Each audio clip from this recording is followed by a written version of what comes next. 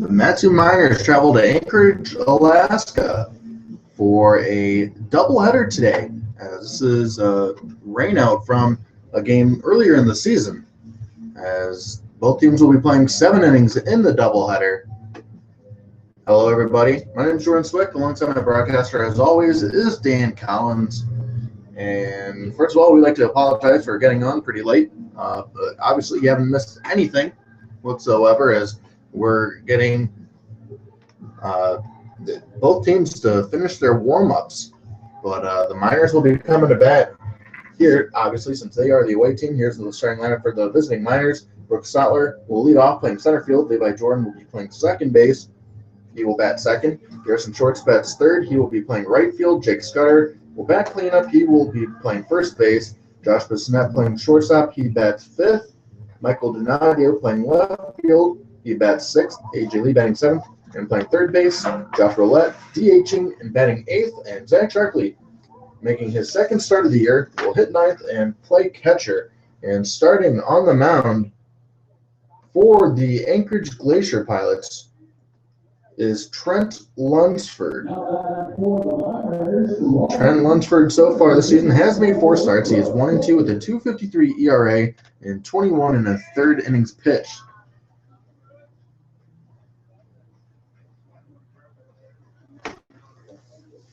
So obviously we didn't really know because of the weather. In fact, we just found out as we wait first pitch. Going to be inside, called a ball on Brooks Stotler.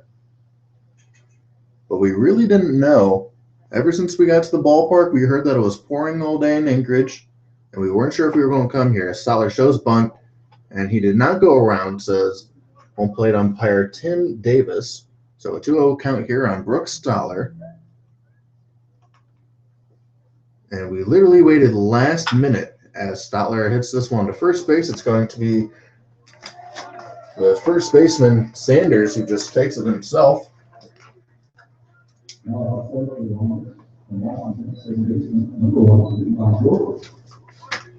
But you wonder how this can really affect any kind of baseball team, you know, especially one that has to travel to a game, not knowing if they're going to play.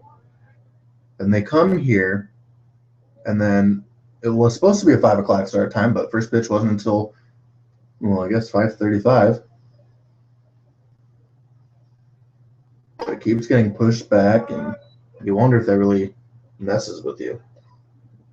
But this brings up Levi Jordan, the second baseman. But Jordan looks at a ball here, so a 2-0 count on the second baseman. Yeah, the Miners had their June 19th game against the Pilots postponed. Apparently the field wasn't in good enough shape. There was a game prior to that scheduled contest, and that was the Eagles versus the Bucks here at Mulcahy Stadium, and almost postponed again. This is the doubleheader trying to make that game up. So that would have been a total of 3 games you would have had to make up. And this game not occurred. This one gets into the sand, so a 2-2 count now on Levi Jordan. Jordan leads the team in batting average with a .362 average, has 3 doubles, no home runs, 7 RBIs. He has walked just twice. There would have been 2 double headers toward the end of the year if the Miners couldn't get this one in. And they would have been right around the time of postseason. The first doubleheader would have been July 20th, which is when the Miners come back to Anchorage again to face the Pilots. Of course, they do face the Pilots next Saturday, but that is in the showcase, so that game does not count as a non-conference game. And then that second doubleheader would have been the 31st of July. And this one hits Levi Jordan in the batter's box, so foul ball. He's a little slow to get up, but he'll be given a little bit extra time to walk it off. But yeah, can you imagine if this game would have been postponed? They would have had to make up 2. Yeah, it would have been a doubleheader every time he would come here to face the Bucks, not including the Scout Showcase, of course. But we're only here 2 more times for a conference schedule. This one's going to be swung out of play. but especially to end the season. If this game was postponed, it would be back-to-back days of doubleheaders. That would not have worked well, yeah, because the Oilers come to town from Kenai. There's a doubleheader that game. The 2-2 swung on, fouled out of play.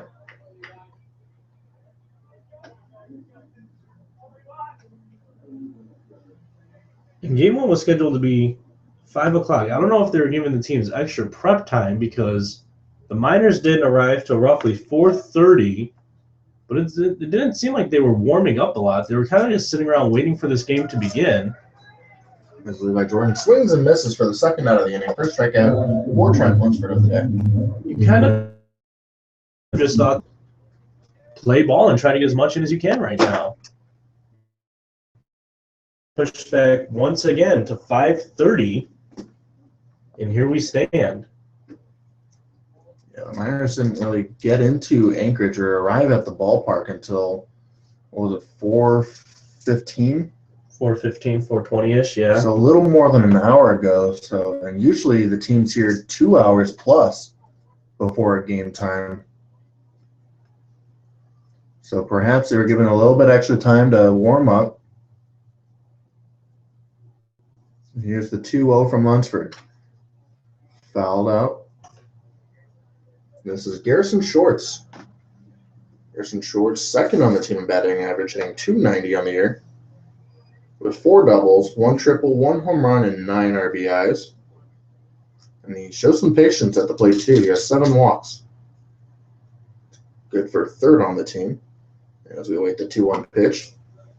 This is outside, so a 3-1 count for Garrison Shorts.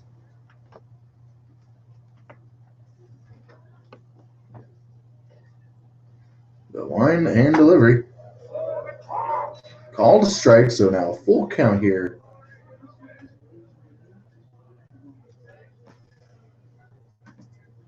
Lunsford from Indiana State University is with the payoff pitch fouled back to the backstop. So a couple Indiana State players. Weston Rivers goes to Indiana State as well, part of the Cyclones team. And Garrison Shorts goes out on strikes to end the top half of the first inning. So no runs, no hits, nobody left on base for the Madison Miners as the Anchorage Glacier Pilots come to bat in the bottom half of the first on the Madison Miners Radio Network.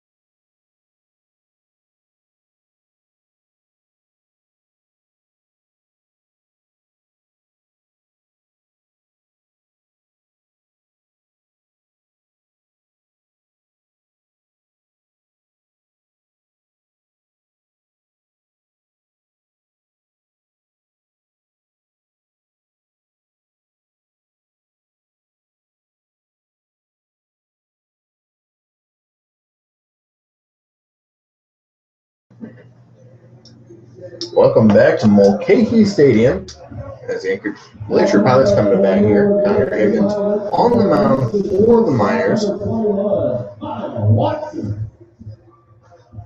Connor Higgins from Arizona State. So we wait the first pitch from Higgins. Fastball called a strike. This will be his 6th game. This will be his 3rd start, however. This season, he's 1-1 with a .562 ERA. As we wait the 0-1.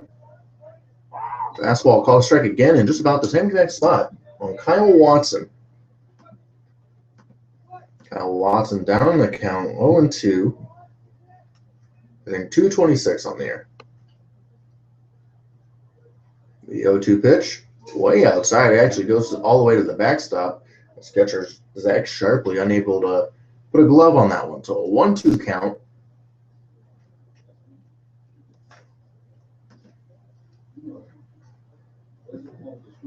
Here comes the 1-2.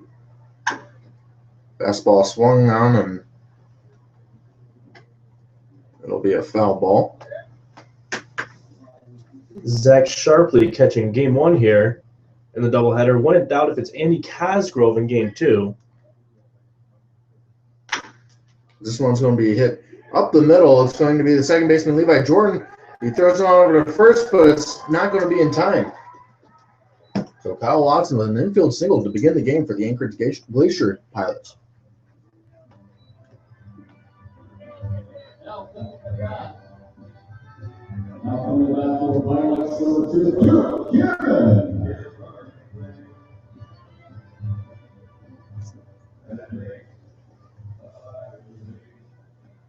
So it's been 6 days since Higgins last made a start. It was on June 29th against the Anchorage Bucks.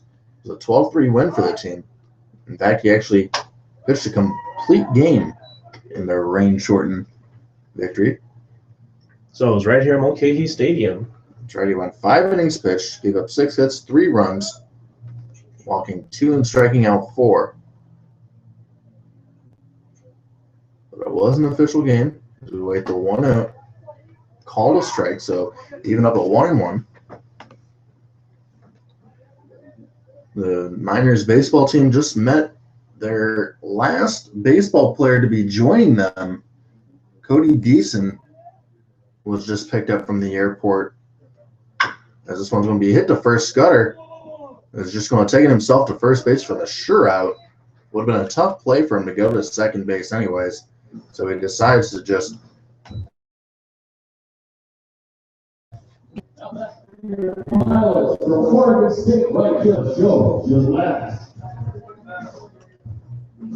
put Cody Deason from Arizona, the Arizona Wildcats. He was actually pitching in the College World Series.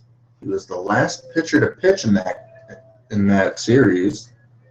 He came on in the 9th inning.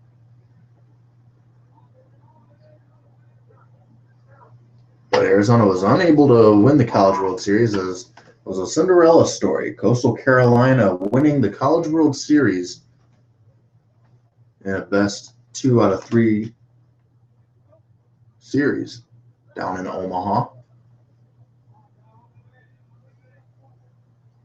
So the 0-1 pitch going to be a call to strike. So an 0-2 here on Joe Gillette, the right fielder.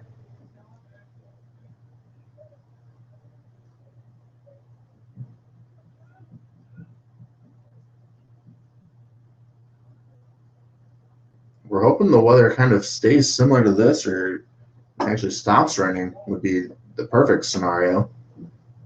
But it's going to be tough to get both games in here. Although both games are going to be 7 innings, at least if it's not tied at 7 innings.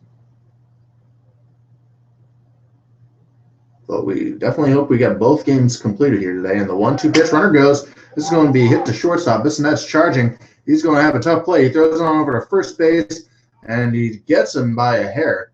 So a good play by shortstop Josh Bissonnette, and coming in and throwing it on over for the second out of the inning. Now batting for the Pilots from Slippery Rock, pitcher number 15, Tyler Walters. So this brings up Tyler Walters.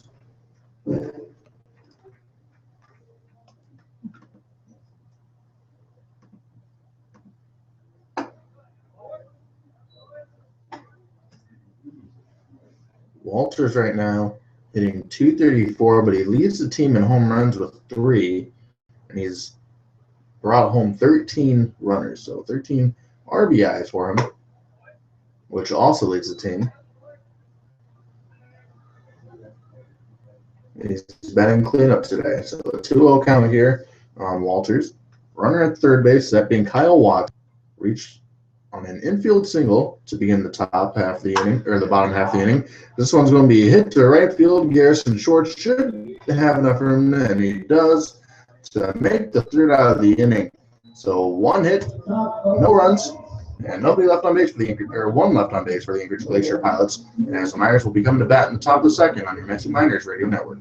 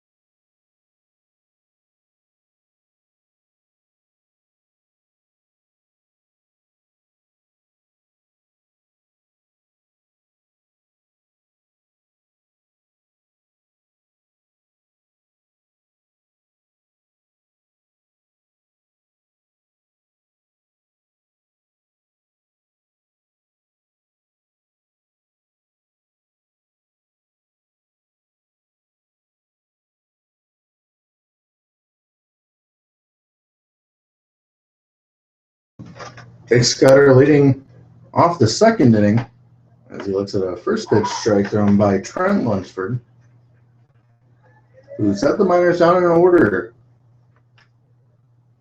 Gordon Garrison Shorts both struck out to end the first. Here's the 0-1 from Lunsford. A fastball called a strike again, so Scudder down in the count early on 0-2.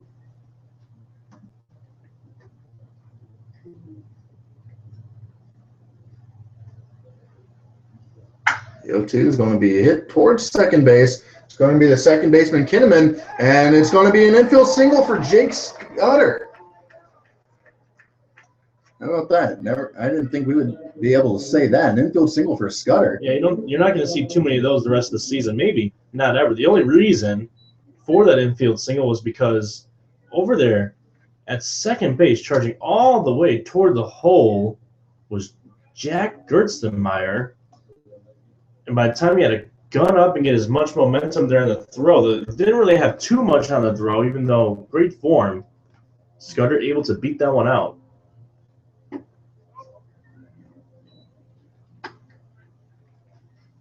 So this brings up Josh Bissonnette, who looked at a first pitch ball there. So the Miners get their leadoff man aboard. 0-0 score so far.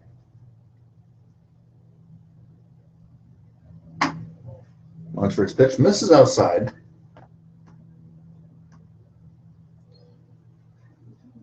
This is the only game going on today. I mean, aside from the game 2, if we do end up playing that one, a 2-0 pitch, called strike, was supposed to be the Oilers and the Chinooks. And a doubleheader. Yeah, and they had a doubleheader. They're playing in Chugiak today, which is in between Palmer and Anchorage, for those who don't know. But they already postponed both of their games. Here's a 2-1. Misses inside. 3-1 now on Josh Bissonnette.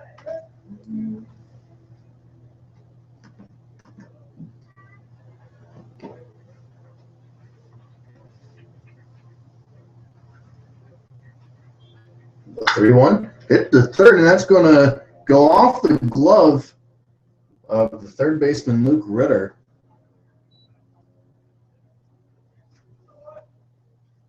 That ball was definitely hardly hit.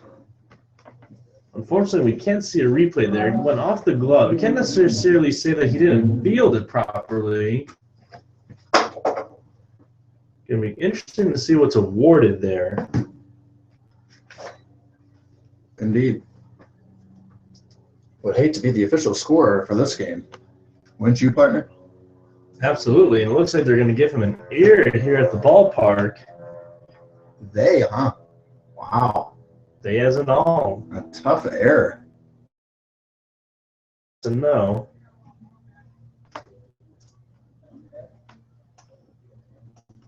It's one of those plays. So as of right now, it goes as an error. And this brings on Michael Donadio playing left field today. He squares bunt, pulls back.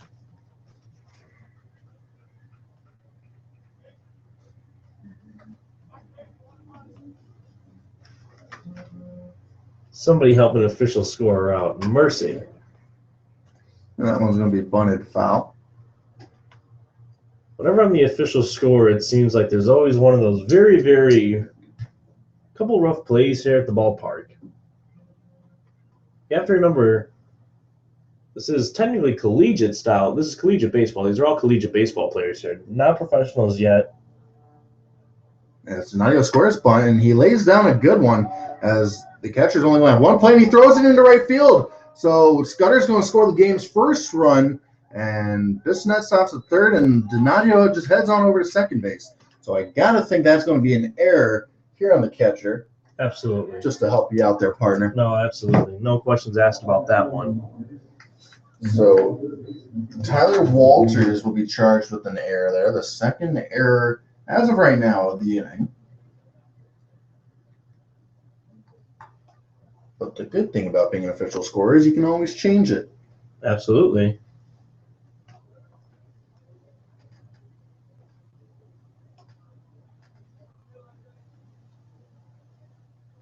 So this brings up A.J. Lee.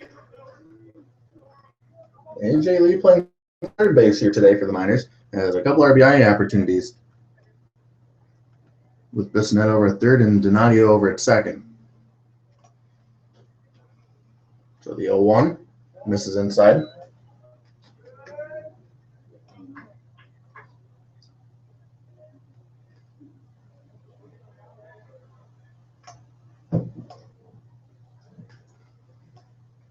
The 1-1 pitch misses inside again, so a 2-1 count here on A.J. Lee.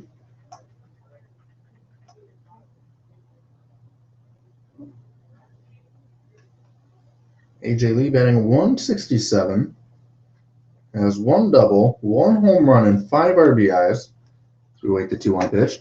Swung on and missed. Evens up the count at 2-2.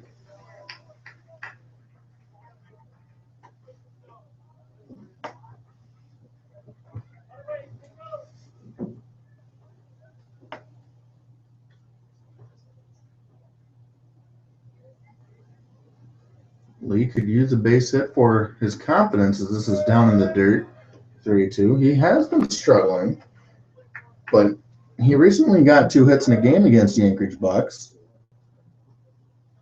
and he felt really good about it. You know, this is a guy who has been struggling at the plate, and, you know, whenever you can get on base a couple times through hits, of course it's going to help you out, but here it's going to help out a lot if he can connect with one. But he takes ball 4. And that loads the bases with nobody out. And this brings up the dangerous Josh Roulette. Josh Roulette, make no mistake, he's batting 8th today, but he has the power to do a lot of damage to a team. So the first walk issued of the day by Trent Lunsford, today's starter. As Roulette looks at first pitch strike. Roulette DHing today.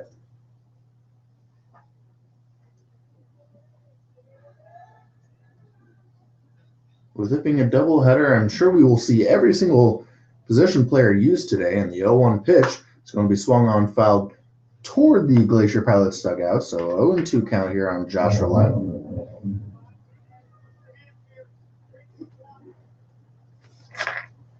Got Connor Higgins starting this game. I believe it's going to be Tyler Wyatt starting next game.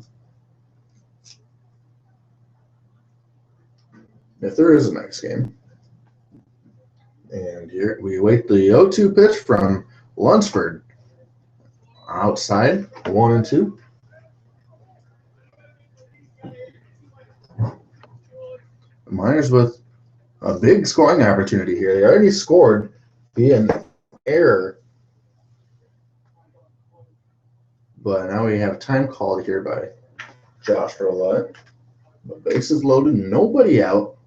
Miners do lead by a score of 1-0. And here comes the 1-2. Down the dirt, even things up at 2-2. But I got to think, if you're the Miners, you have to score at least another run here this inning. Yeah, bases loaded, nobody out. That's a very good situation to be in. And the 2-2. Swung on, foul back to the backstop.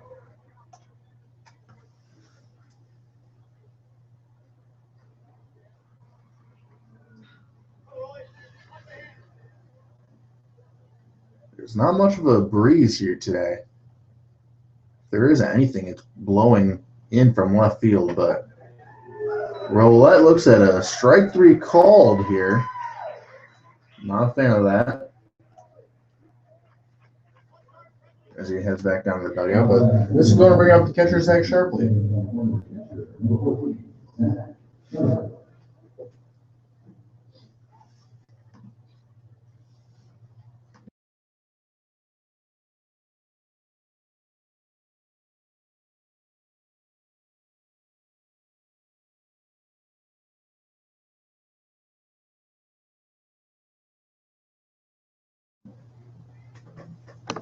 So Sharpley swings at the first pitch and misses.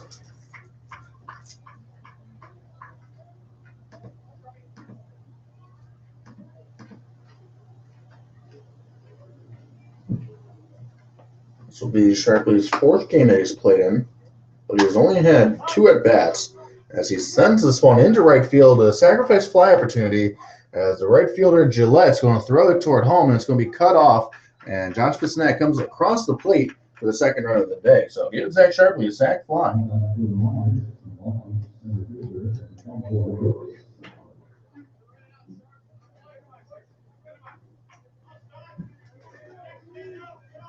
So all base runners advanced. Donadio advances from 2nd to 3rd, and A.J. Lee moves from 1st to 2nd. And this brings the top of the order, Brooks Stoller. Stoller grounded out to the first baseman just last inning. First pitch to him. He takes this one, called a strike.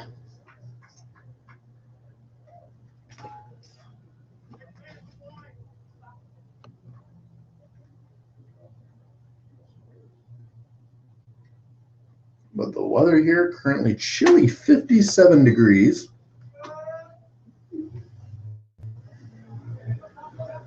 But there is a lot of rain forecasted.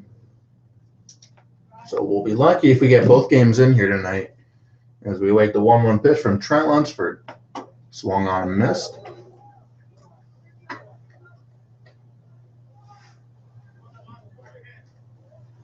See, Brooks Stoller had a good game his last time up. He reached base 3 times, and all 3 times was by a walk, and he ended up scoring the game-winning run. A little walk-off sac fly, but he looks at strike 3 called. So the Miners stranded 2 runners on base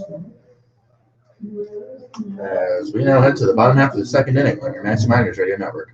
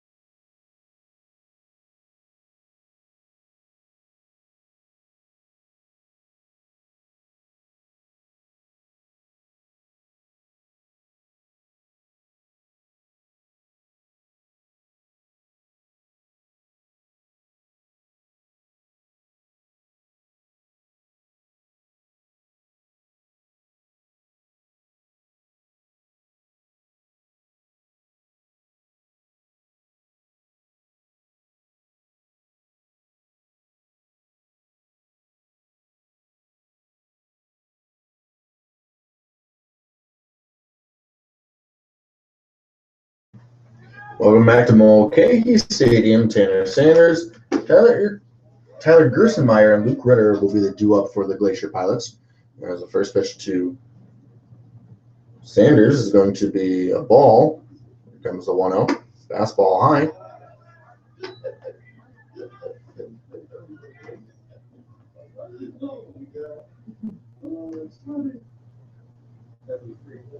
Sanders hitting 242 on the year. This one misses high as well. So 3 straight balls issued by starter Connor Higgins.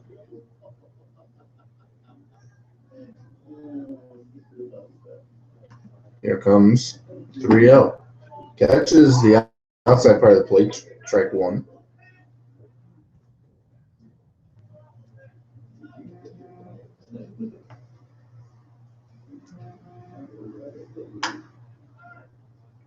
This one's going to be fouled out of play.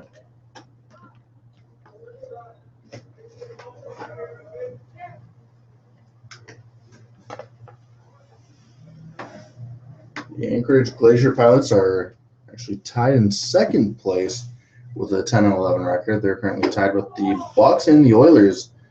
And Higgins records his first strikeout of the day as he gets Sanders to go down swinging. But we mentioned this in the Taylor's Take earlier today that my partner Dan Collins sat down with skipper Ben Taylor. We mentioned that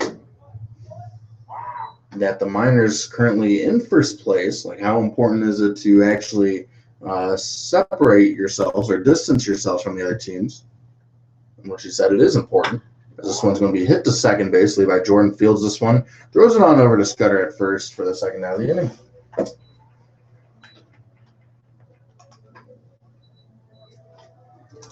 Now back for the Pilots, from Wichita State, third baseman number 12, Luke Ritter. This brings up the third baseman, Luke Ritter.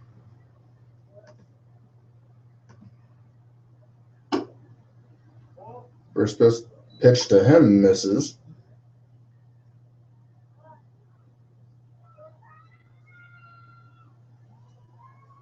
Here comes the 1-0.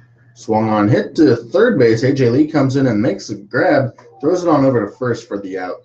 So the Anchorage Glacier Pilots go 1, 2, 3 as we will head to the top half of the third on your Magic Miners right and over.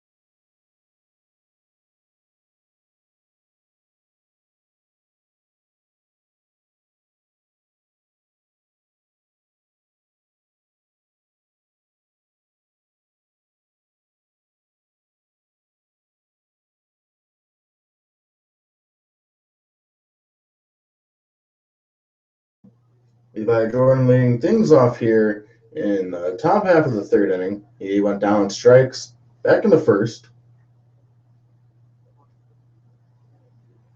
And the Miners do lead by a score of 2-0 as we head to the top of the third. And Levi Jordan looks at a first pitch ball.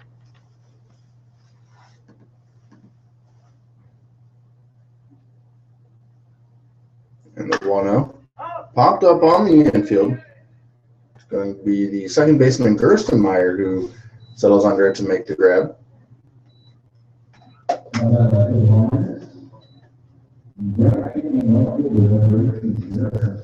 So Garrison Shorts will be the next man up. Shorts playing right field today. He struck out in the first inning. Looks at a first pitch ball.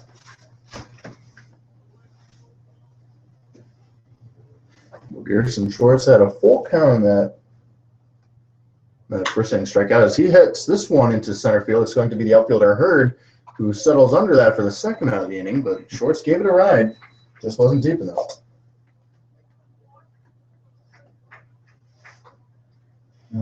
So far, only 4 pitches in this inning, and it gets ones for 2 outs.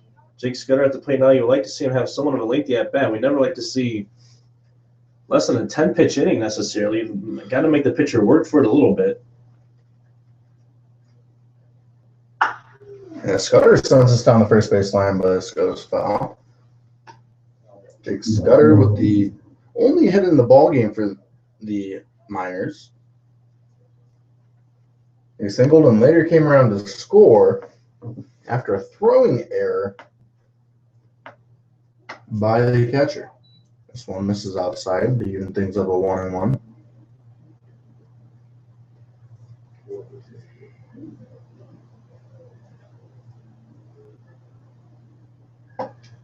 The 1-1 pitch going to be called a strike on Scudder, so he's down the count 1-2.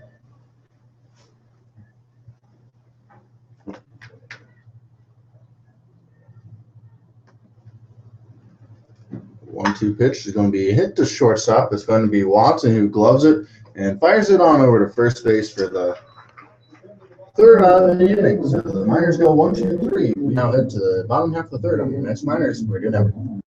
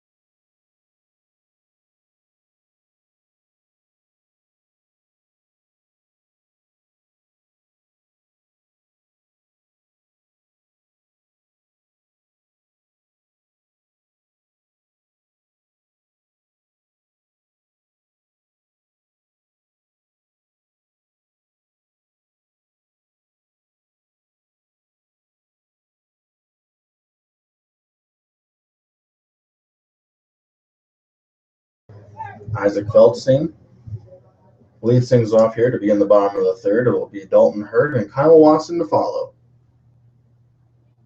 And the first pitch from Higgins is going to be swung on, hit to left field. And it looks like Donadio did not get a good read on that one as it falls in front of him. It's going to be the second base hit of the day for the Glacier Pilots. Center fielder number 3, Dalton Hurd.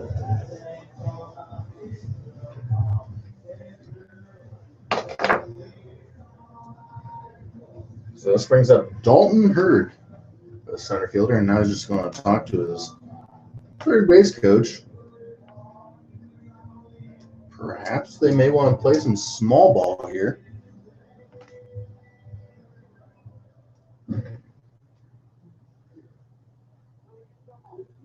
But we'll see what they decide to do. Again, sets and delivers. He squares bunt, but this one goes all the way to the backstop, so it kind of defeats the purpose of bunting now. But they could do a little bit more damage and still try to bunt him over.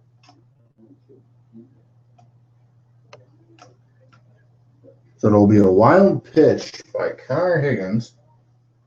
Sharply unable to glove that one.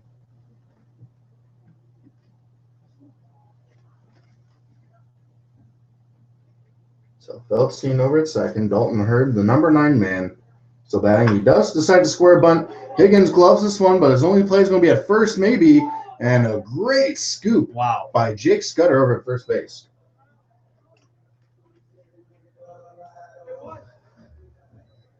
It was a tough play for pitcher Connor Higgins, as he was bolting for that ball. I think he wanted to make a play at third, but by the time he got to it, he was a little off balance, and he realized that if he was going to get an out, the only chance he had was over at first base.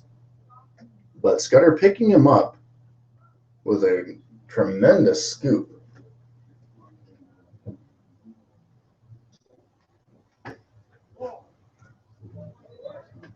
So this brings up the top of the order. Kyle Watson, who looks at a first pitch ball. Feldstein over at third base. Miners do lead by a score of 2-0. The 1-0 pitch misses outside, 2-0 now. Only one out in the inning, so a sac fly would be able to plate home the Glacier Pilots' first run of the game. Here's the 2-0. Misses outside again, fastball.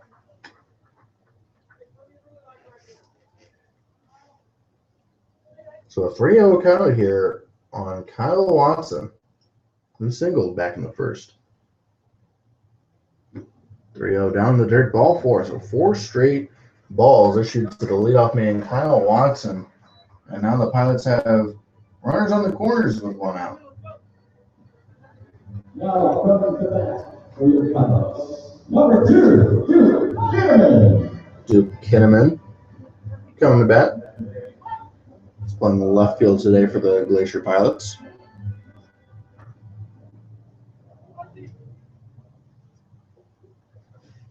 And getting double play intact here for the Miners. The Duke did ground out to Scudder in the first inning for 3 unassisted. Runner goes. Sharpley's throw. He faked it, actually. So nice stolen base there by Kyle Watson. You don't really see that a whole lot at this level. You don't see the runner usually taking off, but if you do, you never really see a pump fake by the catcher. Usually they're not afraid to throw it down to second base. He was definitely watching Feldstein at third. He thought the double steal might have been on.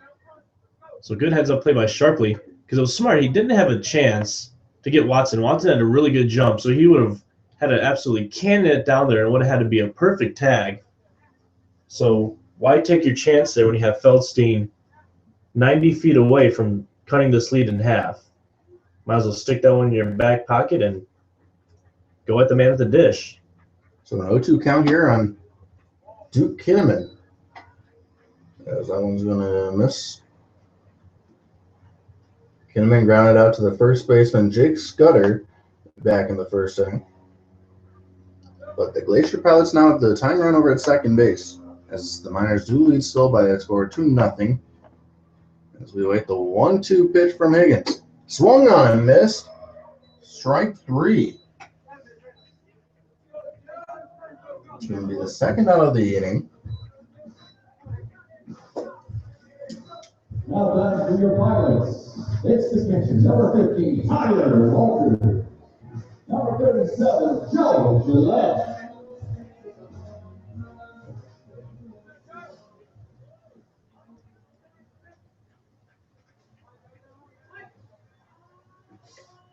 So this brings up Joe Gillette,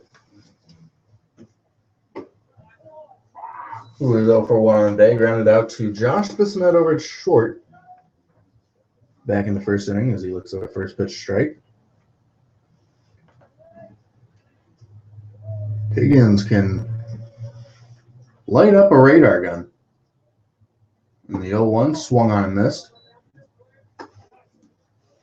Gillette was pretty late swinging at that. But Higgins can reach 94 miles per hour. Higgins from Arizona State. And the 0-2 pitch, fastball away. 1-2 count here.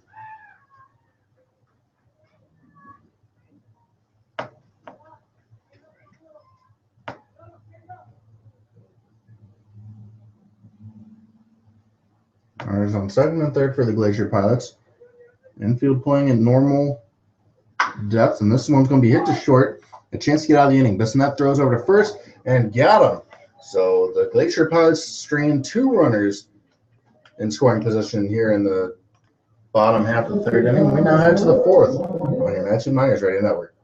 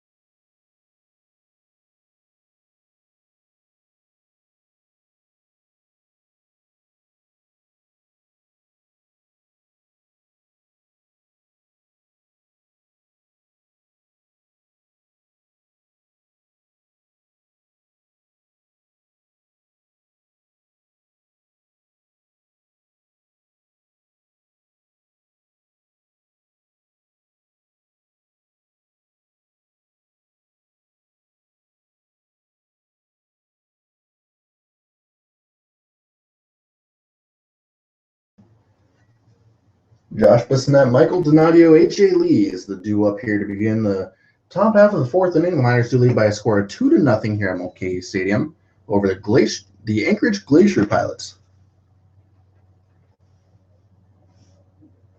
This is game 1 of a doubleheader. So we wait the 1-0 pitch to Bissonette, misses inside. But it seems like the rain has stopped a little bit. Just pretty chilly, but that's about all. Nothing you can't play in. And the field is turf here, so it's not like the players are getting their cleats muddy. I think turf can take a little bit more than a normal field can take. But I think the drainage, if it does start to pour, I think it does get bad too. So the draining's not nearly as good as what a grass field and a grass field and a dirt infield, as well as we wait the 3-1 pitch. Swung on, hit to third base. That's going to be a fair ball as it goes down the line. Bissonette runs first. He will head to second base. And it looks like he's going to stop there for a leadoff double. So Josh Bissonette getting his team-leading 6th double of the year.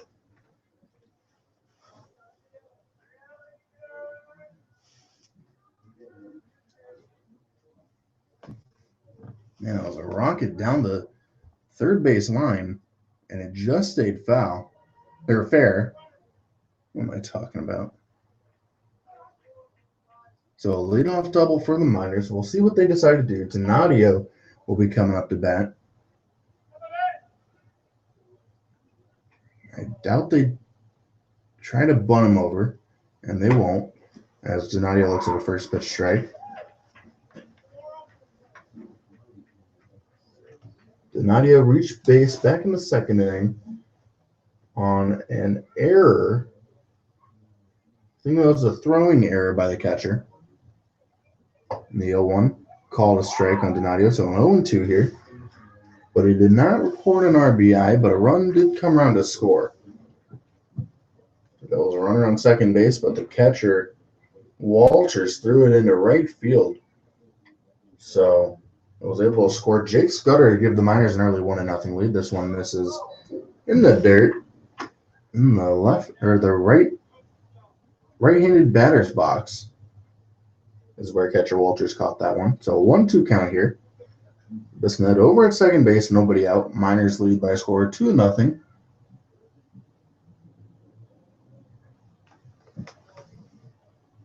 Here comes the 1-2 from Lunsford. Swung on, hit to left field. And it looks like it's going to be Duke Kinnaman who settles under that one. Bissonnette thought about tagging, but realized he would have had no shot at advancing over third base. So it's just going to be a fly out from Michael Donadio.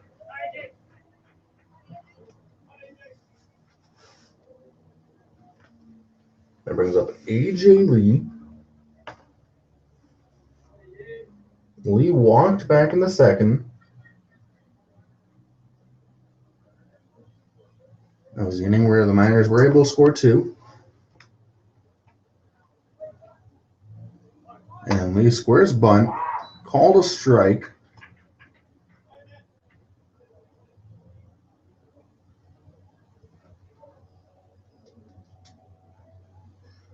AJ Lee trying to maybe bunt his way on or try to move the runner over to third with only 1 out, but he decides not to bunt this time around as that one's down in the dirt, even things up at 1-1.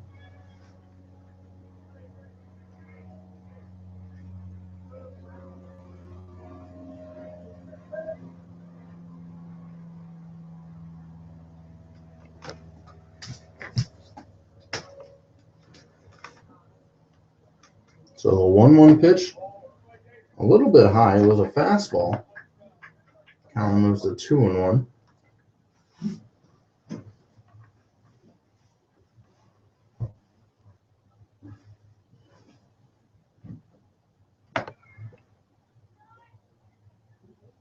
Lunsford's 2-1 pitch. Misses down. So a 3-1 count here on A.J. Lee. The Miners spend their mornings lifting, running, and staying in shape by visiting the Alaska Club. Visit them in Anchorage, Eagle River, Fairbanks, Juneau, and the Matsu Valley. Visit www.thealaskaclub.com for more. So here comes a 3-1 pitch from today's starter, Trent Lunsford, and he misses high, ball 4. It's the second walk of the afternoon for A.J. Lee. And this brings up Josh Roulette, who went down on strikes his first time up.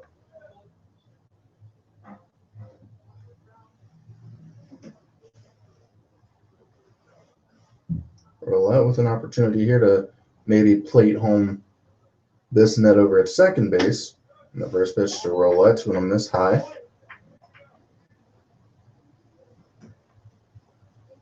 Roulette DHing batting 8th today. As we've mentioned all summer long, Roulette was named to the All-American freshman team this past season at Kansas State. This one misses down low, 2-0 now on Roulette, who was named All-American at the DH position. And he's DHing here, as looks like we're going to have a pitching visit. Nobody up and moving in the Glacier Pilots bullpen.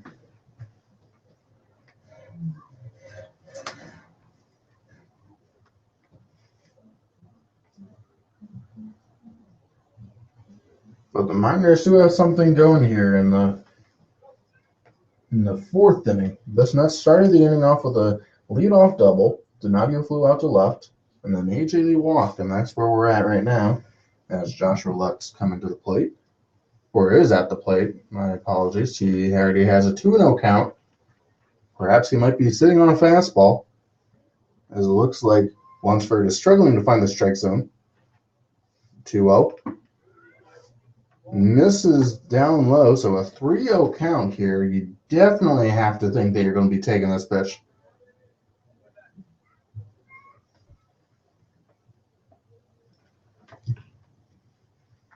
And the 3-0. Called a strike. A little generous by home plate umpire Tim Davis. So a 3-1 count on Roulette. Lunsford sets and delivers. Called strike again. I mean, if that first one was a strike, then this one was definitely a strike as well. Wouldn't be surprised to see Lunsford go right back in that location.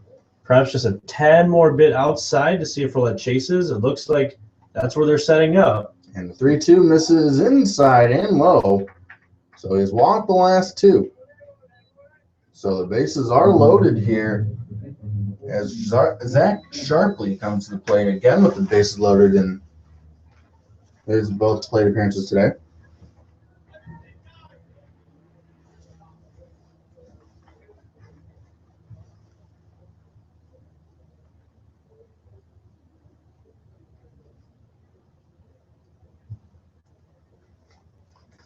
Zach Sharpley officially only has 2 at-bats on the season, as he is 0 for 2.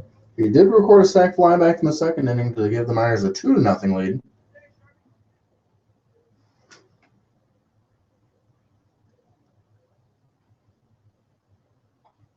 As it was his first RBI this summer, and Sharpley sends this one down the third baseline, but foul. So an 0-2 count here on Sharpley, and 1 out.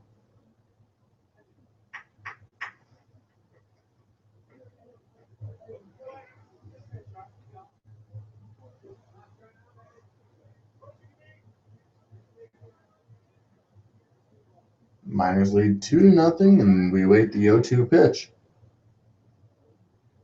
Swung on, and that's hitting the hole. That's going to be the first base hit of the summer for Sharpley. He's going to score 1, as it's going to be the right fielder Gillette who throws this one into the cutoff man. And that's going to be an RBI single for Zach Sharpley.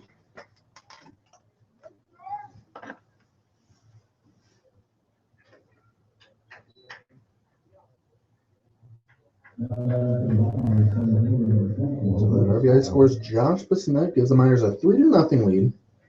AJ Lee moves to third, Roulette moves to second. And obviously with a single, Sharpley advances to first base. So this brings up the top of the order, Brooks Stoller, who was 0 for 2 today. Grounded out to the first baseman back in the first and struck out in the second. First pitch, Stoller shows bunt. Called a strike. Would be an interesting decision. If he does decide to bunt, it has to get past the pitcher, because a force out is available at any base. So the 0-1 pitch from Lunsford. Not bunting this time is Stoller decides to lay that one off, and 1-1 count. Miners do lead 3-0. We are in the fourth. It is a 7-inning game today for all those who don't know. This is game 1 of the doubleheader. Next game we begin a half hour after the conclusion of this first one.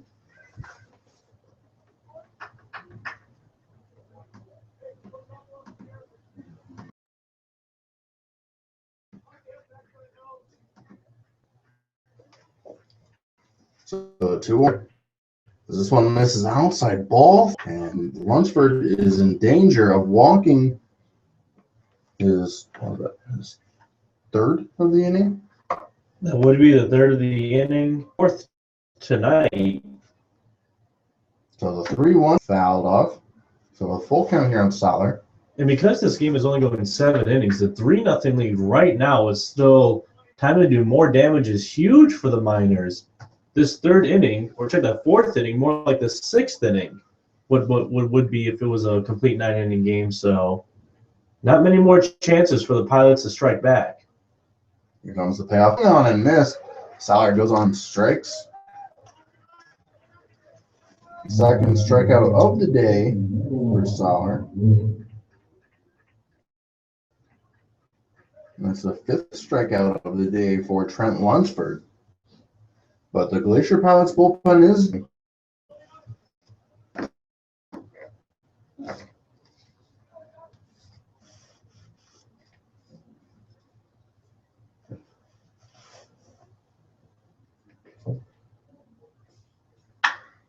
this one's going to be swung on into left center field. It's going to be the left fielder Kinnaman who makes the play, and that's going to be the third out of the inning. But the Miners strand 3 base runners here in the top of the fourth, but they're able to score 1 run to give themselves a 3-0 lead. We now head to the bottom fourth on the Maxi Miners Radio Network.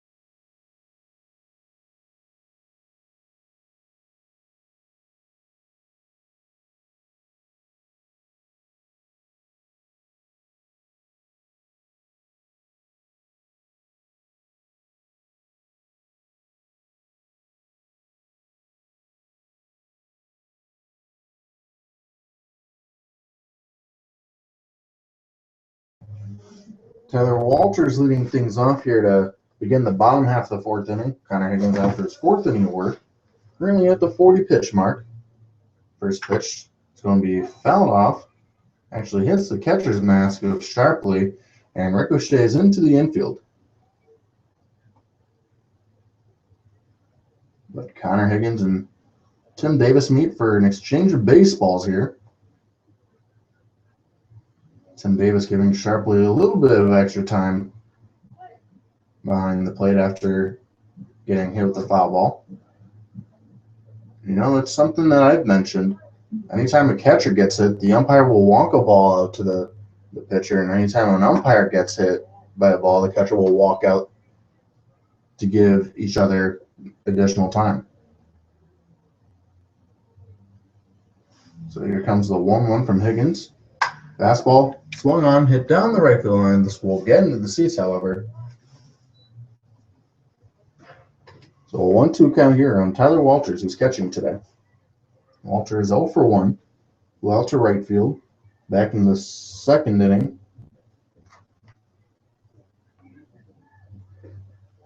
And the 1-2 pitch swung on right back towards us.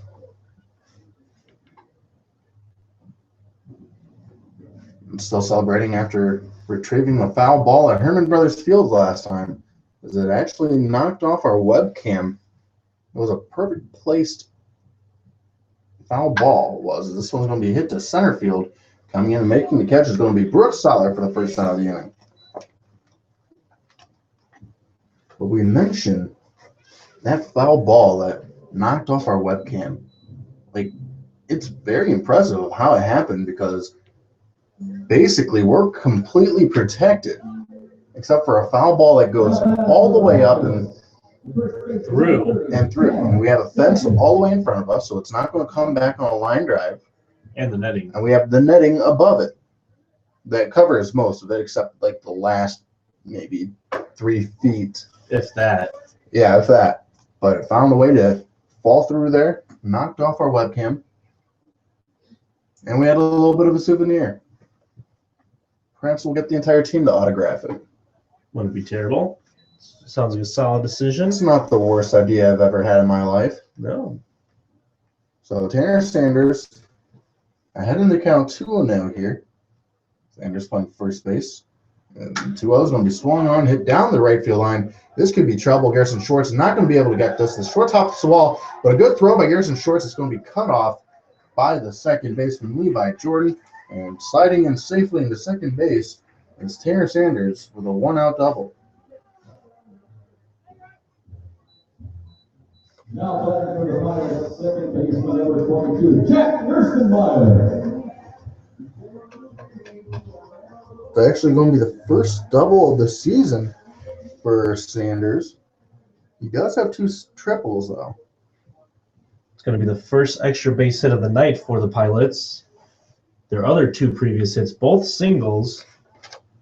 They also had a man reach on a walk. That was Kyle Watson. Watson also responsible for one of those singles, having one of the better days at the plate for the Pilots this evening. So the Pilots, with a runner on second base, 1 out. They find themselves trailing 3-0 here in the bottom half of the fourth. Gerstenmeyer is the batter. He looks at that second pitch, ball. So a 2-0 count here on him. Gerstenmeyer playing second base, and he grounded out to his counterpart, Levi Jordan, over at second base, back in the second inning. But a 7-inning game. We're officially halfway done. The runner takes off for third. Sharpley's throw to third is going to be offline. Would have had him if he would have had a good throw. But it's going to be a stolen base for Tanner Sanders.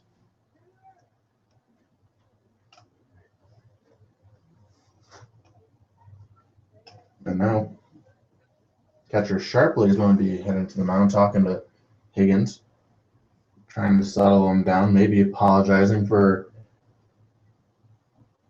having his throw a little bit off the line. But the Pilots with a runner over at third base, only 1 out. And you know what? Sanders steals third base there. And what you would honestly take here with 1 out is a sac fly. Sac fly wouldn't be that terrible right now for the Miners, because it gets you 2 outs here in the inning. Nobody would be on the base. You'd still have the 3-1 lead. And if you get that final out, that sends you into the 5th with 3-1 lead. And this is a shortened game, only 7 innings, because it's a twin bill tonight, the doubleheader. This is high, ball 4. So Tyler Gersmeyer reaching base via the base on balls. So runners at first and third for the Glacier Pilots. You mentioned partner. It wouldn't be like a sac fly wouldn't be the worst thing for the Miners if it happened, but I don't think it would also be a bad thing if you were the Pilots, because you definitely need a runner to score 2 in this already shortened game. Pitching coach Matt Greeley coming to the mound, talking to Higgins and Sharpley.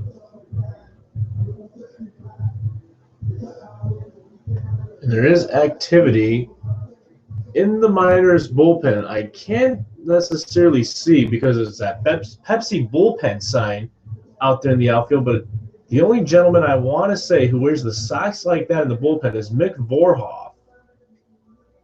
Looks like he's kind of just finishing up his tosses now, perhaps just getting a little loose. He was still wearing his hoodie while he was throwing those tosses. I would imagine that is Vorhoff. He's the only one who wears those high socks with that white cut in it. But regardless, it's going to be Higgins here, still on the mound. Runners on the corners and 1 out. That leaves the double play in order for the Miners if they do get that hard grounder straight at an infielder. But the Pilots find themselves trailing by a score of 3-0. They desperately need a run here. Gersmeyer gets his lead over at first, and this one's going to be hit to short. This could be 2 on the second for 1. And over to first for a double play, and you see a fist pump by pitcher Connor Higgins. He is pumped up as the Glacier Pilots strain 2 runners on base for the back-to-back innings. And this is still going to be a 3-0 game for the Miners as we head to the top half of the 5th on your 19 Miners Radio Network.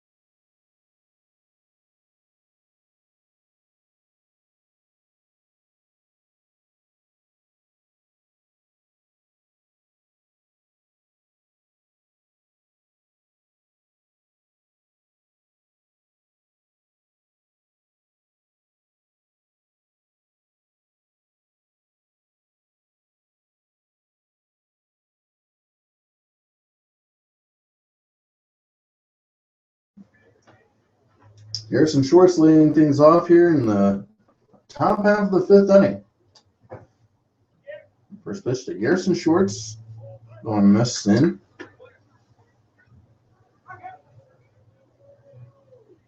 Garrison Schwartz 0 for 2 for the day. Struck out in the first and flew out to center in the 3rd. Looks at a ball again, so a 2-0 count early on Garrison. Jake Scudder and Josh Bissonnette are to follow. And the 2-0 pitch going to be called a strike here.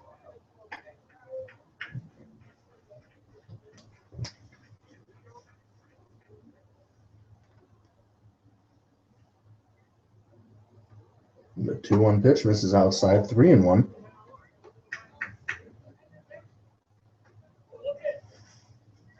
There's still some activity in the Miners bullpen. We wait the 3-1 pitch. Ball 4. Garrison Shorts reaches base via the base on balls. So for the second time in 4 innings, the leadoff man is aboard.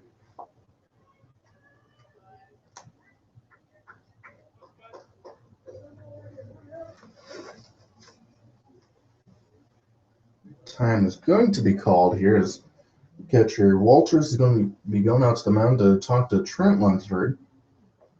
And because it is a doubleheader, you would think that if a starter is not necessarily having a bad game and his pitch count is relatively low, you'd think they would try to send him out as long as possible and try to save your bullpen arms for game 2.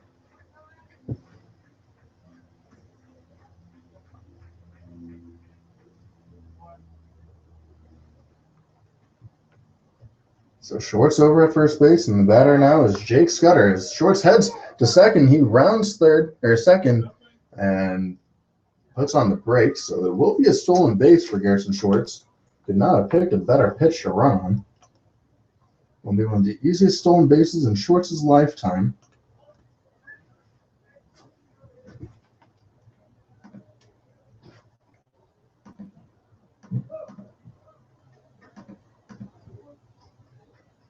It's the second stolen base of the summer for him. Still nobody out. The 1-0 pitch to Scudder. Call the strike, even things up a 1-1.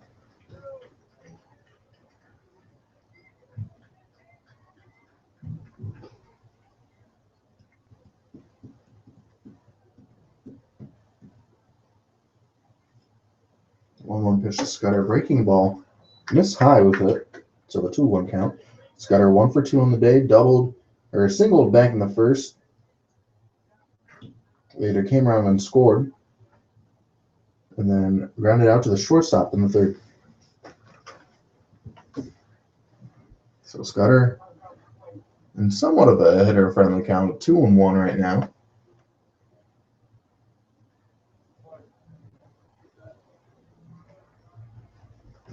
Lunsford still on the mound for the Glacier Pilots as they do have activity in the bullpen. 2-1 pitch misses high, ball 3. And Lunsford's in danger of walking another batter.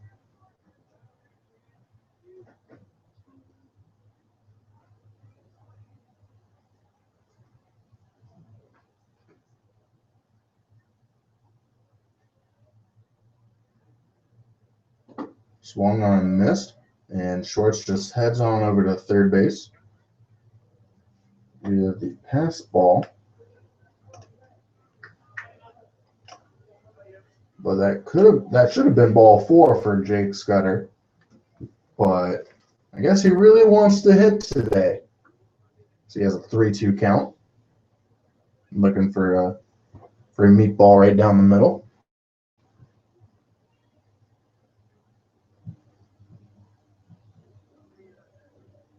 Here comes the payoff pitch to Scudder. Swung on, hit to very shallow left field. This will not get the job done. As Kinnaman settles onto this for the second out of the inning, or the first out of the inning, my apologies.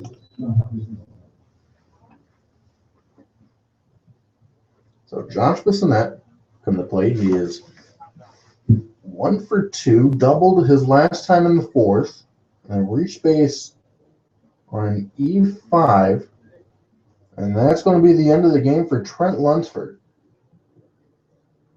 as their coach decides to bring in another pitcher. We'll let you know more about him when we come back on your Matching Minors Radio Network.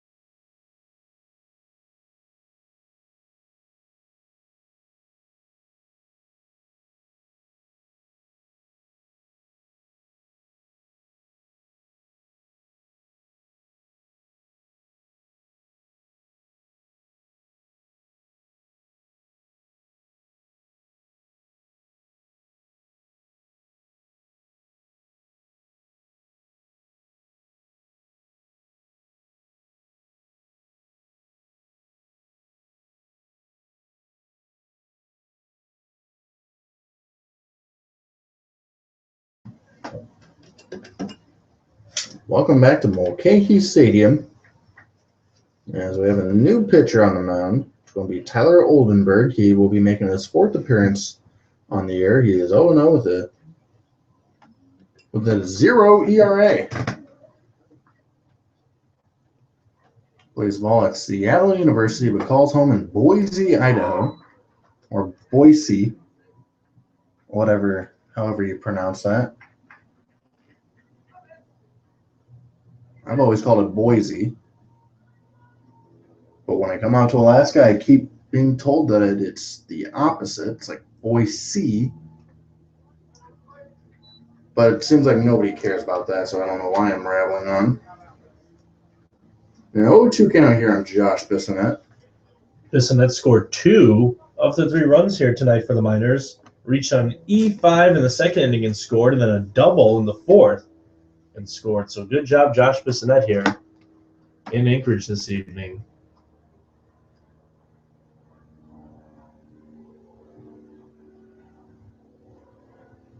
So here comes the 0-2 pitch to Josh Bissonnette.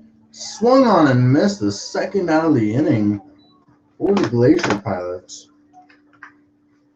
And Oldenburg wasted no time trying to record his first strikeout. So Bissonnette goes down on strikes. They'll bring up Michael Donadio. Donadio is 0-for-2 in the day. Reached base via an error. It was an E2 back in the 2nd inning. So he swings and misses it. He has an opportunity for an RBI. He's able to plate home Garrison Shorts from 3rd. But he's down the count 0-1 right now. Miners do lead by a score of 3-0, looking to make it 4-0 as this one's going to be fouled back to the backstop.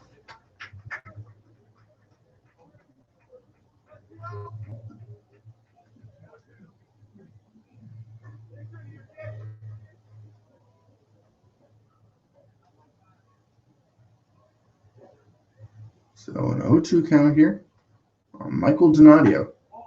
Misses inside. It was some kind of breaking ball, I think. So a 1-2 count here on Michael Donadio.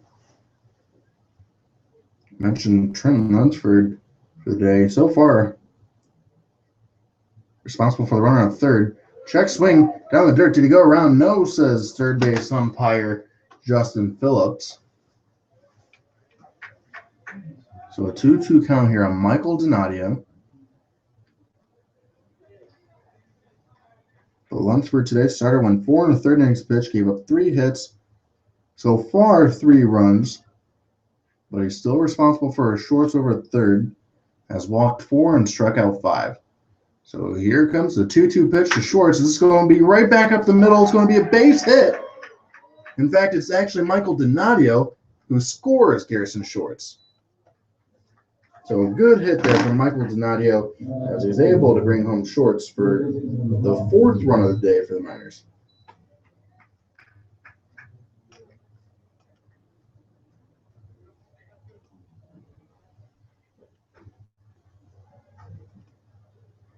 So that officially closes the book on Lunsford. 4 in the 3rd innings pitched today, gave up 3 hits, gave up 4 runs, 3 of which were earned, gave up 4 walks, and struck out 5. This brings up A.J. Lee, who has walked his previous 2 times to the plate. Miners lead by a score of 4-0.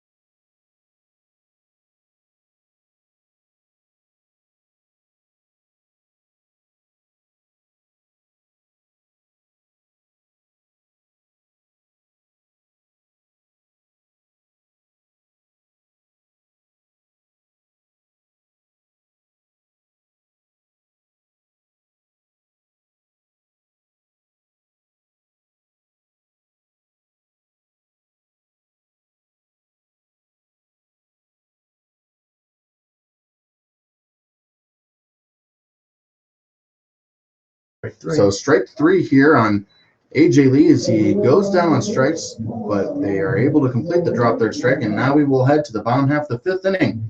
Miners able to get another insurance run. They lead by a score of 4-0. We head to the bottom of the 5th on your Match 2 Miners Radio Network.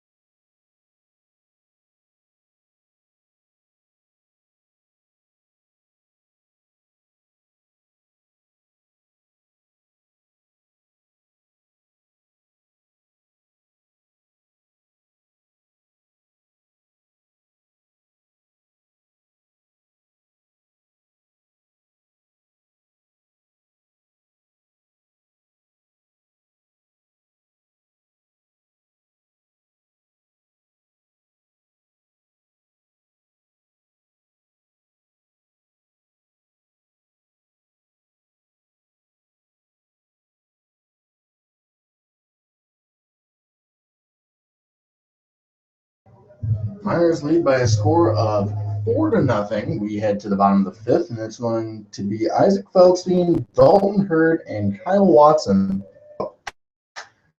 This one, first pitch, and coming in, or actually going out, is second baseman Levi Jordan. Had to hold our breaths there for a second.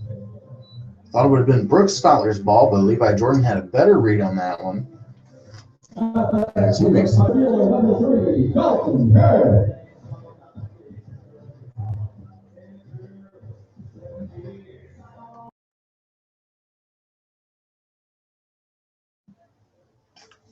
So Connor Higgins able to record Isaac Feldstein with one pitch.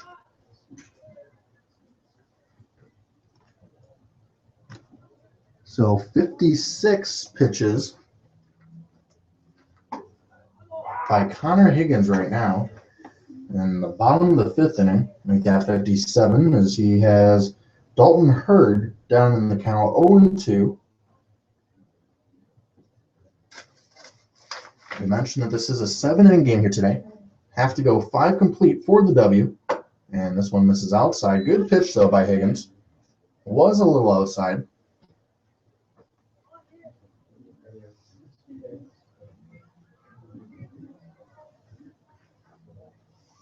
But it doesn't look like the Miners have anybody up and thrown in the bullpen anymore, so that's definitely a good sign. This one's going to be hit to second base. Levi Jordan coming in to make the grab and throwing it on over to first base for the out.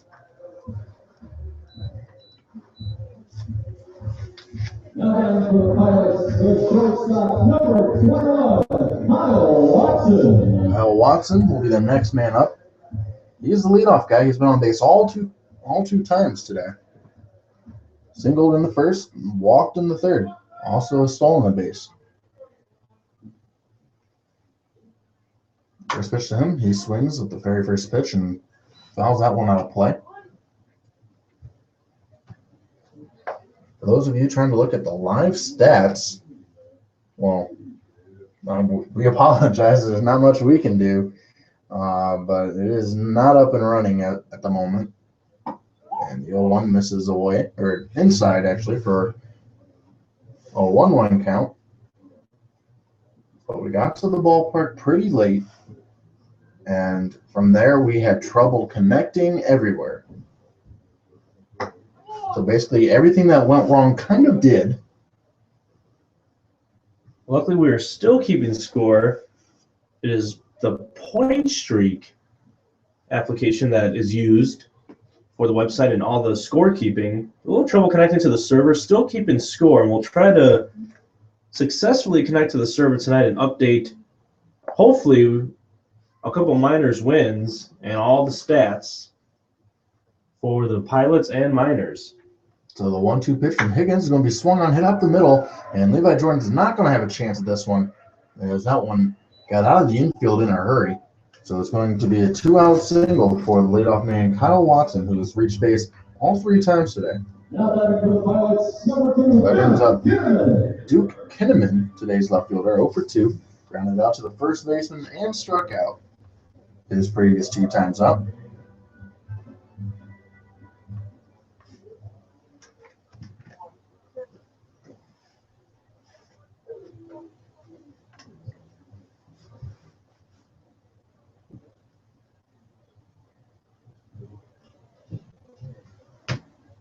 Nobody up in the Miners bullpen or the Pilots bullpen.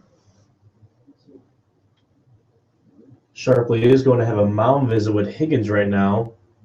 Perhaps some to settle it down after he threw first pitch ball to Kinnaman. You only need 1 more out here, then he is in line for the W. And with his low pitch count, you would definitely be able to think he could come out for at least 1 more inning if he could retire the Duke here fairly quickly. Maybe even 2 would be the second complete game for Higgins in as many goes. He had the unofficial 5-inning complete game last time out against the Bucks here at Mulcahy Stadium. It was that rained out disaster for the Bucks. Excellent for the Miners. They won that game by a score of 12-3. But Kinnaman with a count of 1-1 as he fouled that last one out. Watson over at first base. He will bolt for second base. Check swing, throw down to second base. Not going to be in time as it actually gets a little piece of shortstop Josh Bissonette. So it's another stolen base for Kyle Watson, his second of the ballgame. But the Pilots need to generate some runs in any way they can. They trail 4-0. We're in the bottom of the 5th, and there's only 7 innings to be played. Yeah, so if the Miners get out of here, 4-0 lead still through 5. This one's going to be hit to third base. AJ Lee coming in. He will go across the diamond, and Jake Scudder on the bag for the 3rd out of the inning. And it's another man left on base for the Pilots as they're unable to bring him around. So the Miners lead 4-0. We head to the top of the 6th on your Matthew Miners Radio Network.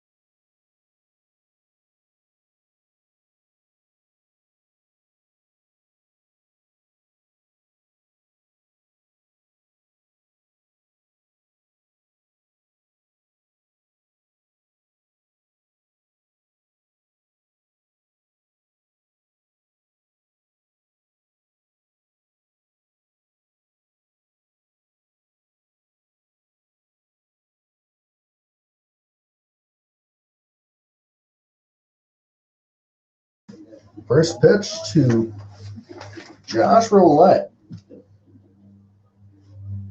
Misses inside, ball 1. Roulette swings, and this one's going to be hit to right field, and then it's going to be another hard out for Josh Roulette.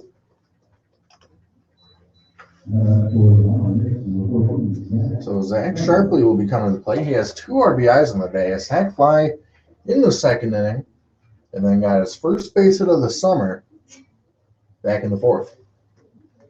So two RBIs on the day for Sharpley. He's generated half the runs scored by the Miners as he looks at a first pitch strike. Sharpley, one of 2 USC players here. Him and Angelo Armenta. Sharpley sends this one down the right field line into the stands. 0-2. I would imagine we're going to be seeing a lot of new faces in the lineup to begin game 2. I imagine we're going to see Angelo Armenta, Masson Nicken, Scooter Bynum, Montgomery. And Sharpley swings and misses here. Goes down on 3 straight.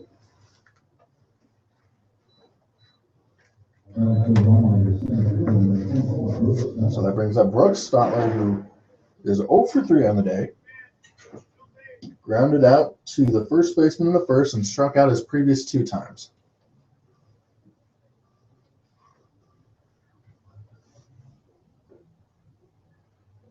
Stotler shows bunt, and it's going to be a decent bunt as pitcher comes up with this, and not going to have a play is Tyler Oldensburg.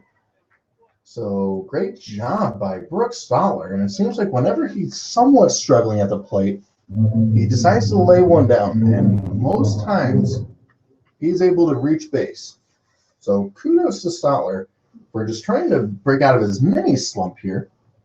So he lays down with bunt successfully here with 2 outs. That brings up Levi Jordan. First pitch to him is going to be a fastball away. Garrison Shorts awaits on deck. He will be the next man up if Levi Jordan does reach base. Oldenburg on the mound. 1-0. Down in the dirt. 2-0 now.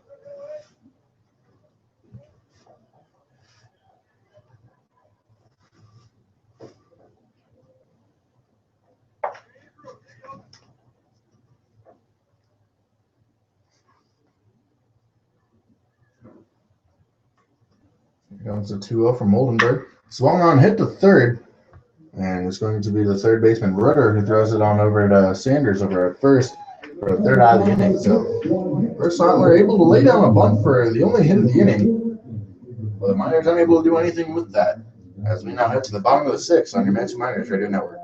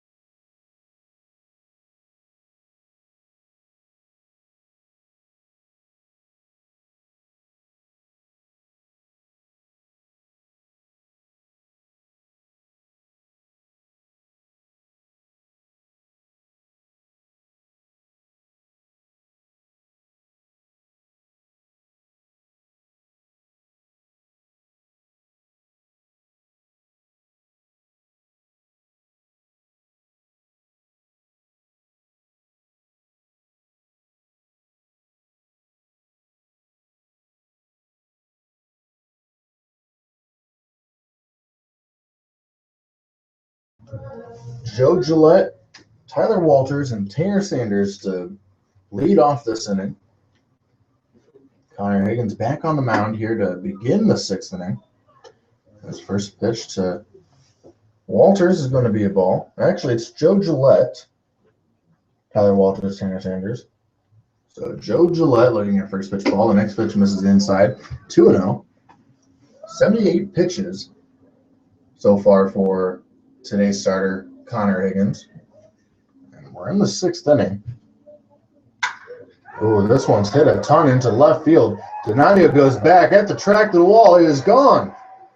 So a leadoff home run for Joe Gillette as he finally gets the Pilots here on the board for the first time today.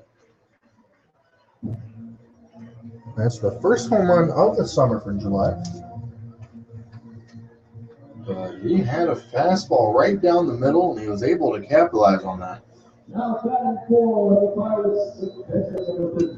Yeah, Higgins falling behind in the count 2-0 there to lead off man Gillette, and That's what happens when you throw a 2-0 pitch fairly right down the zone. A man like Joe Gillette, who's batting third in this Pilots lineup for a reason, definitely with enough potential to take that deep. This is a blooper, and it's going to fall in for a single. So back-to-back base hits for the Pilots. First time all day they've had back-to-back hits. And Tanner Sanders is going to be the next man. First baseman number 30, Tanner Sanders. Sanders today 1 for 2. Doubled back in the fourth. And struck out in the second. First pitch to him bounces 5 feet in front of the plate.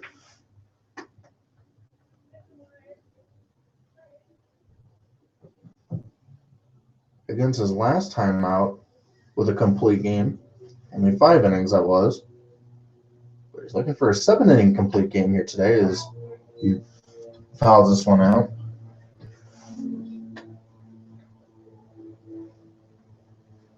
He would definitely lead the league in complete games. He's able to go here today.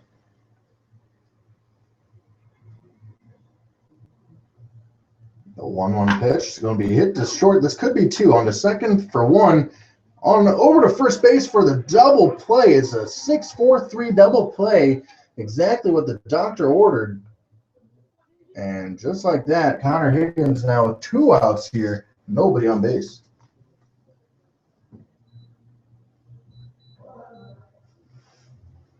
Now batting number 22, So- Jack Gerstenmaier. So Jack Gerstenmaier is the man up. Gerstenmaier looks at a first pitch ball.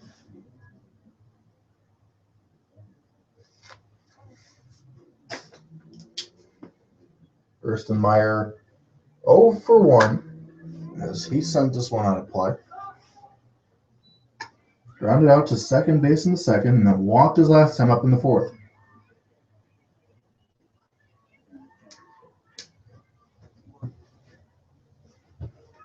Niners do lead by a score of 4-1 here in the bottom half of the 6th inning. And the 1-1 pitch from Higgins going to be swung on out of play. A very late swing here by Gerstenmaier. That one kind of jammed him a little bit. But he's going to be down to count 1 and 2.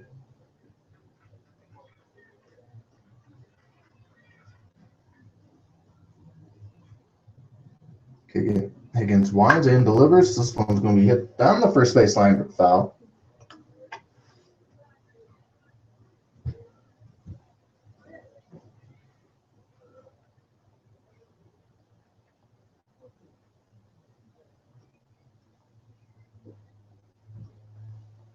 It's going to be a brief intermission in between the first and second game for all those planning to watch the game too. This one misses high. Deuce is wild. My buddy Dan Collins always does as he shows a fist pump here. Pretty excited that I'm starting to use a little bit of your lingo. There you go. And the 2-2 check swing. Did he go around? No. So 3-2 count here on Jack Gerstenmaier. So here comes the payoff pitch from Higgins. It's going to be swung on, hit to center field. Stotler backtracks a little bit, and he's able to make the out for the 3rd out of the inning. So we now head to the last inning, the top of the 7th inning. Matching Miners come to bat on your Matching Miners Radio Network.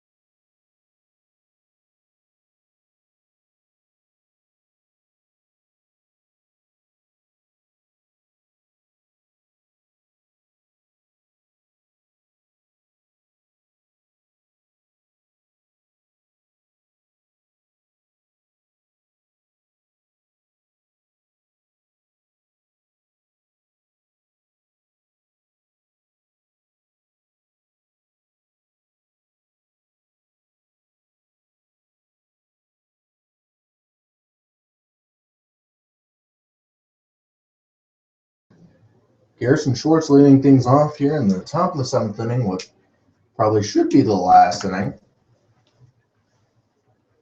The Pilots still have to bat here in the bottom of the 7th, as this one's going to be through for a base hit for Garrison Schwartz.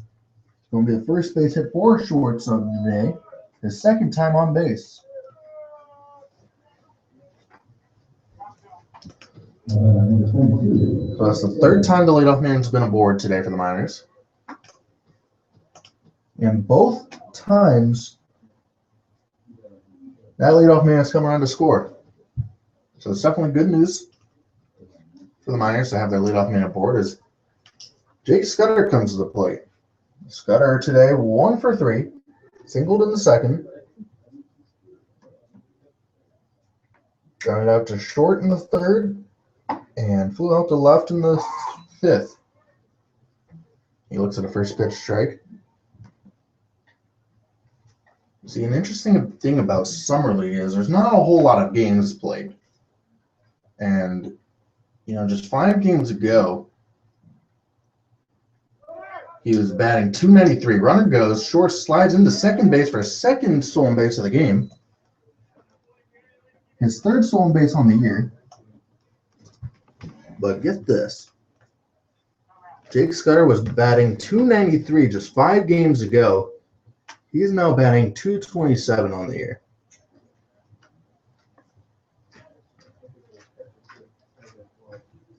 But, that's just summer ball right there. When you're not playing a whole lot of games, it's going to be tough to keep that average high. But at the same time, it's going to be tough to keep your average low. So the next pitch is going to be called a strike to Scudder on the inner half of the plate. 1-2. Josh Bissonette would be next. He is on the on-deck circle. Garrison Schwartz over at second base. And we wait the 1-2 pitch from Tyler Oldensburg. Swung on is going to be hit to second base. It's going to be Gerstenmeyer, who is going to, He was able to make the play after bobbling it 2 different times. Scudder was getting into a very, very slow trot there. He was practically pulling up. So it'll be a 4-3, nearly an E4. 2 E4s. Could have been 2 E4s, correct. Yeah, absolutely. Scudder, if he put a little bit more hustle and muscle in that one, probably could have reached first base safely. But instead, he's out. Well, this brings up Josh Bissonette here on the top of the 7th. Short's over at third base. You mentioned the leadoff man has scored both times today. Miners leading by a score of 4-1 over the Pilots. And the 1-0 pitch to Bissonette's going to be called a strike on the outside part of the plate.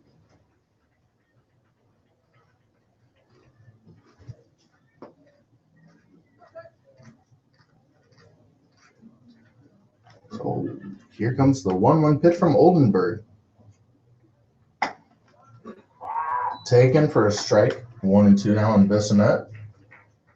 Bissonette today is 1 for 3. Doubled in the 4th. Reached base on an error in the 2nd, and struck out in the 5th. So here comes the 1-2 to Josh Bissonette, the shortstop. This is down. Jordan Floyd warming up in the bullpen for the Miners, and Cam Montgomery on deck looking to try to pinch hit for Michael Donadio.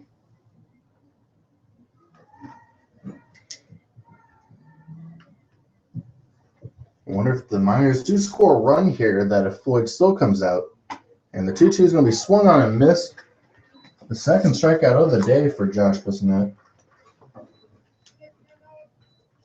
And the 4th strikeout of the day for Tyler Oldensburg.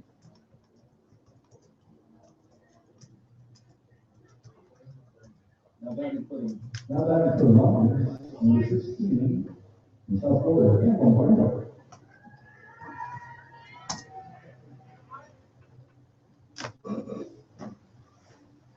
So Cam Montgomery pinch hitting for the Miners.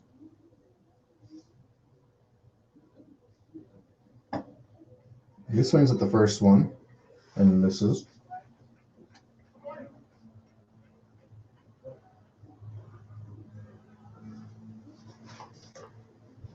Harrison Shorts over at third base with 2 outs. Montgomery pinch hitting for Donadio as we wait the 0-1 pitch. And this one gets by. The catcher has no clue where this one is, and this one's going to be a passed ball or a wild pitch. Passed ball is what Dan the Man's going to be calling it. But Garrison Shorts comes around to score. The leadoff man has come around to score all day long for the Miners. Montgomery looks at that one. 2-1 now. AJ Lee would be next. He is on the on-deck circle, and the 2-1 pitch. Montgomery's going to be swung on, slowly chopped back to the pitcher. It's going to be Oldenburg who throws the song over first for the 3rd out of the inning. But the Miners get another insurance run. They lead by a score of 5-1. We'll see what the Miners decide to do as we head to the bottom half of the 7th. And it looks like Connor Higgins is going to come out for the complete game, or at least try for it, when we come back on your Matthew Miners Radio Network.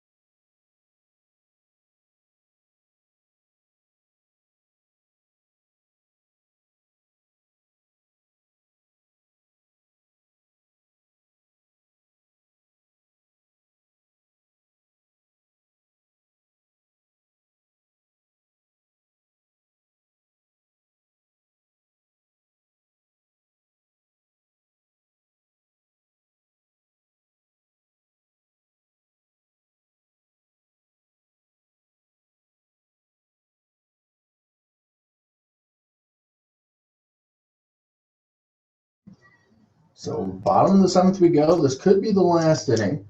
The Miners are able to get 3 outs without the Oilers, or the Pilots, able to score 4 runs to tie, 5 to win for them.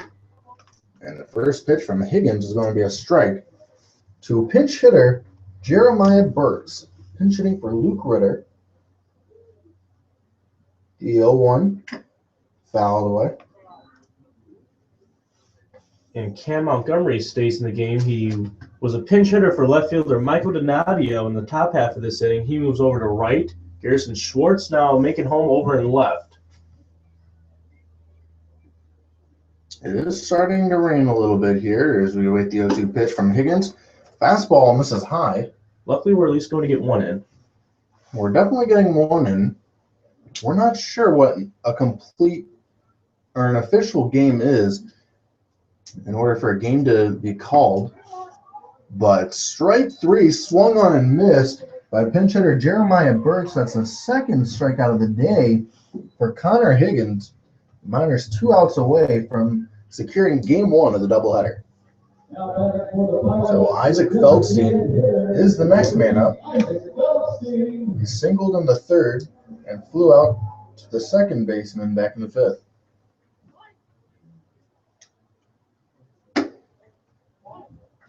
Connor Higgins was like 85 pitches, right around that mark. And as the first pitch to Feldstein's going to miss for a ball. Here comes the 1-0. Swung on and missed, even things up. And this would be another good win for the Miners. It would be a convincing win of 5-1 if the score holds up. Both teams with 6 hits. But the difference in this game is 2 errors for the Pilots. Swung on and missed again, so a 1-2 count here for Feldstein. But that's something this Miners team does well. When a team makes errors, they make them pay for it. They definitely capitalize on every single error that teams give them. And as they should, too. When you're giving the extra outs, why not do some damage? The 1-2 pitch is going to be swung on, fouled out of play again.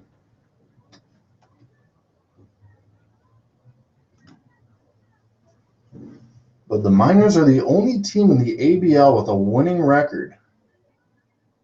Yes, you did just hear me correctly. That's something. That just goes to show you how even the league is. Like, nobody is that far under. And strike three, sharply goes for the ball on the drop third strike, but Isaac Feldstein's going to reach base.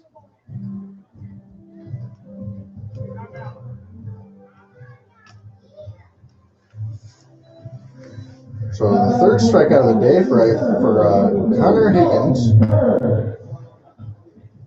but he does reach base.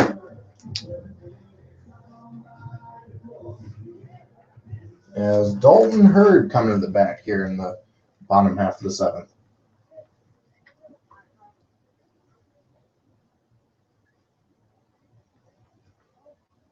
First pitch is going to be popped up on the infield. Should be Jake Scudder who settles under it, and he does for the second out of the inning. And that brings up the top of the order, Kyle Watson, who has been on base all 3 times today. He has singled twice and walked, and also has 2 stolen bases.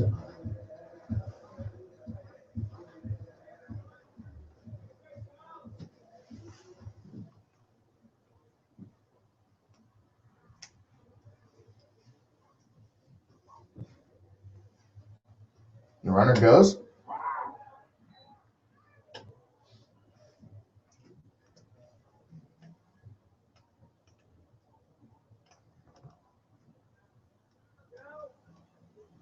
So that's not officially a stolen base, even though the runner was off. It was essentially given to him. So the next pitch is down in the dirt, 1-1. But that was a good call by you, partner. I was waiting to see if you would have maybe charged him a stolen base, but you didn't.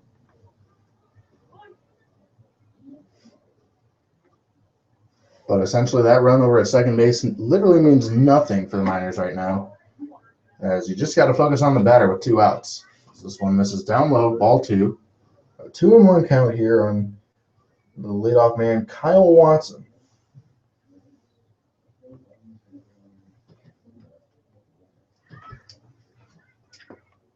Higgins 1 out away from recording his second consecutive complete game. That one misses. So a 3-1 count here on the leadoff man, Kyle Watson, who has been a tough out so far today. Has reached base all 3 times. Called a strike as the count now moves to full. It's a 3-2 count. The Pilots down to their last out. Last strike, rather. So here comes the 3-2 from Connor Higgins. That one's going to go right back up the middle. And it's going to be the center fielder, Stoller, who comes up with this one. Throws this into the cutoff man, Jake Scudder. And the runner stops the third. Now come up to the plate for the Pilots. Number 2, Kevin.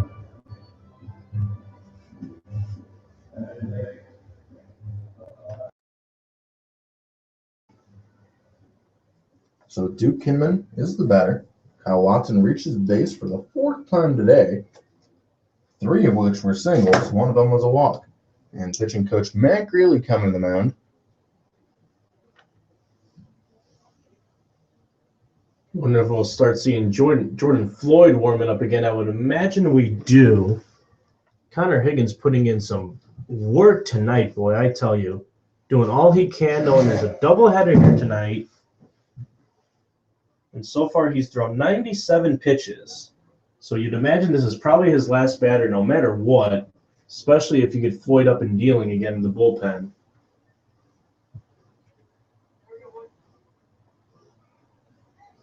The tying runner is on deck, though.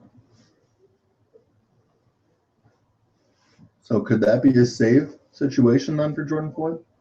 If the tying run's on deck? Well, it would definitely be a safe situation because in order for Floyd to come in, Kinnaman would have to reach base.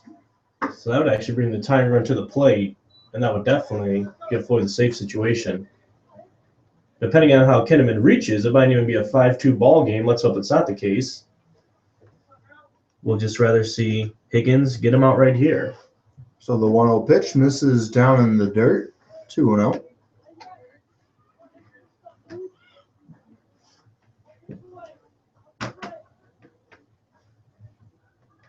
Miners lead by a score of 5-1. We're in the bottom of the 7th. What should be the last inning as this pitch is up high, ball 3. And that's pitch number 100. He has hit the century mark.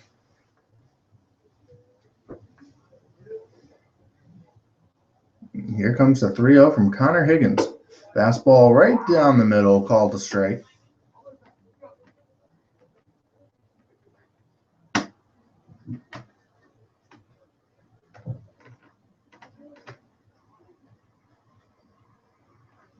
Runner goes, fouled off. 3-2 again.